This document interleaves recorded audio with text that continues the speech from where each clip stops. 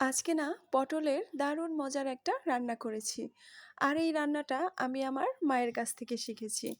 তো পটলগুলোকে এভাবে করে কেটে একটুখানি চারপাশ দিয়ে আমি চিড়ে নিয়েছি। আর এখানে কাঁচা জিরা, সরিষা, পেঁয়াজ দুটো আর একটা রসুন, কিছু কাঁচা লঙ্কা একসাথে বেটে নিয়েছি।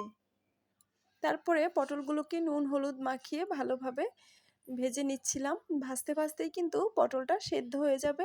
পটলগুলো ভাজা হয়ে যাওয়ার পরে কড়াইতে তেল দিয়ে বেটে রাখা মশলাগুলো দিয়ে দিলাম। পরিমাণ মতো হলুদ, মরিচের গুঁড়া, স্বাদমতো লবণ আর সামান্য জল দিয়ে মশলাটা বেশ ভালোভাবে কষিয়ে ভেজে রাখা পটলটা দিয়ে দিলাম।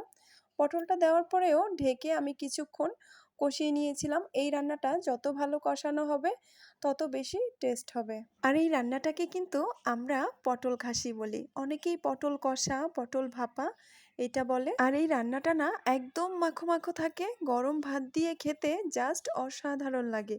যদি তোমাদের রেসিপিটা ভালো লাগে তাহলে অবশ্যই তোমরা বাড়িতে একদিন ট্রাই করো। তো ধন্যবাদ সবাইকে।